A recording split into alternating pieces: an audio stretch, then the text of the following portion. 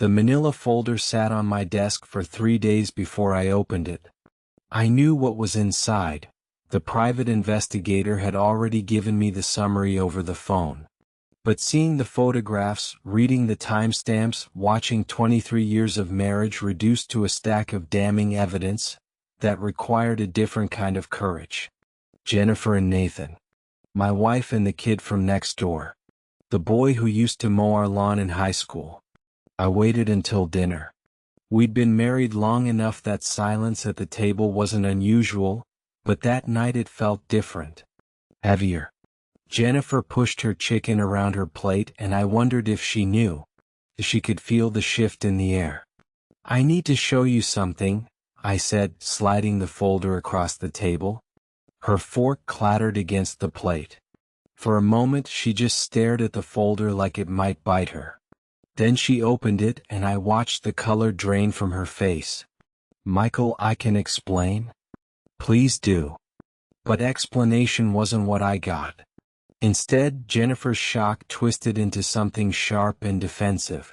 She stood up, her chair scraping against the hardwood. You have no right to act all high and mighty, she said, her voice rising. You've been sleeping with Naomi for months.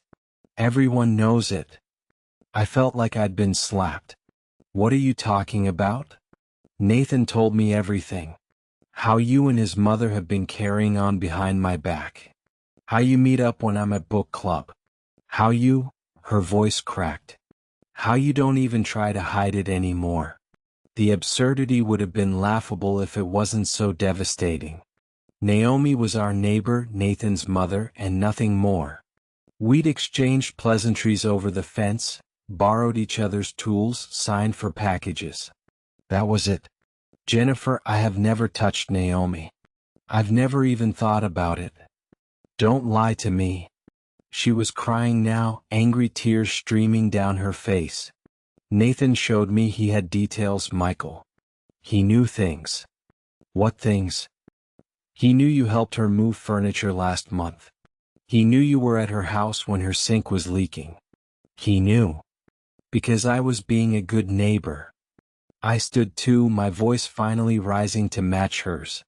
Her son is never around to help her, so when she asks if I can lift something heavy or fix something, I do it.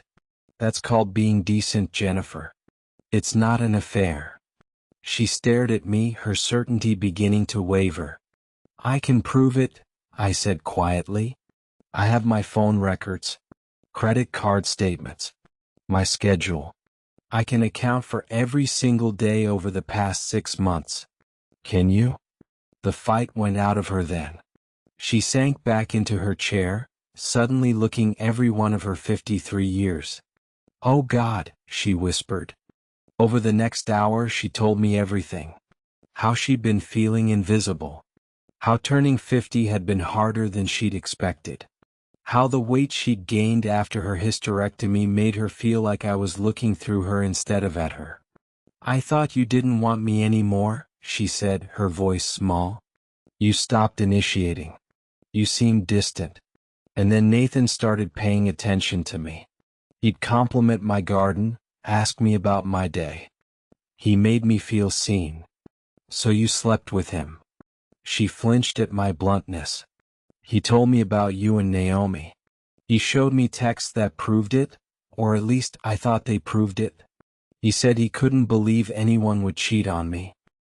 He said I was beautiful, that any man would be lucky to have me. She wiped her eyes. He made me feel the way you used to make me feel.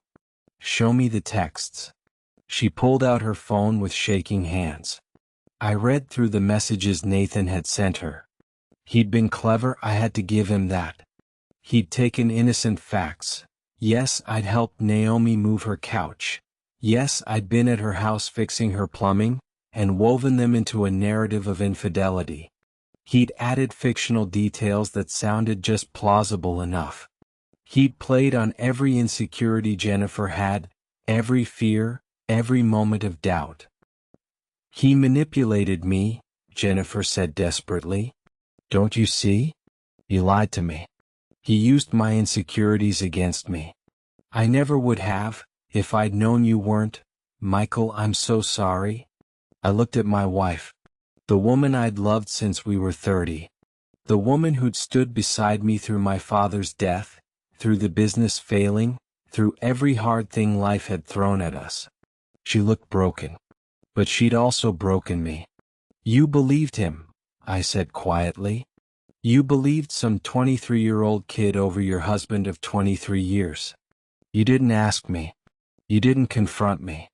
You just believed the worst of me and decided that made it okay to have an affair. I know it was wrong.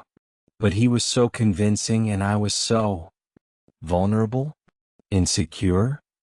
I stood up. Jennifer, I felt vulnerable too. I felt insecure. After I got laid off, I spent 6 months feeling like a failure, like less of a man, like maybe you deserved better than a husband who couldn't provide.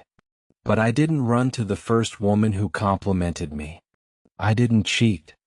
Michael, please? I need to go. I packed a bag that night and checked into a hotel. Jennifer called 17 times before I turned off my phone. That was 3 weeks ago. Jennifer has been begging me to come home ever since. She sent flowers, letters, texts. She's been to therapy. She's talked to her pastor. She's done everything except the one thing that might actually matter. She hasn't been able to explain why, when faced with a choice between believing me or believing Nathan, she chose Nathan. He tricked me, she keeps saying. He manipulated me. I was the victim here too. And maybe she was. Maybe Nathan is a sociopath who gets off on destroying marriages. Maybe he targeted Jennifer specifically because she was vulnerable and he knew exactly which buttons to push. Maybe every word of that is true. But it's also true that Jennifer chose to believe I was unfaithful without a single conversation, without one moment of giving me the benefit of the doubt.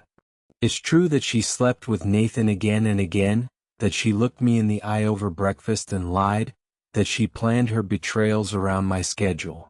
My friends tell me I should forgive her. My sister thinks I'm being too harsh.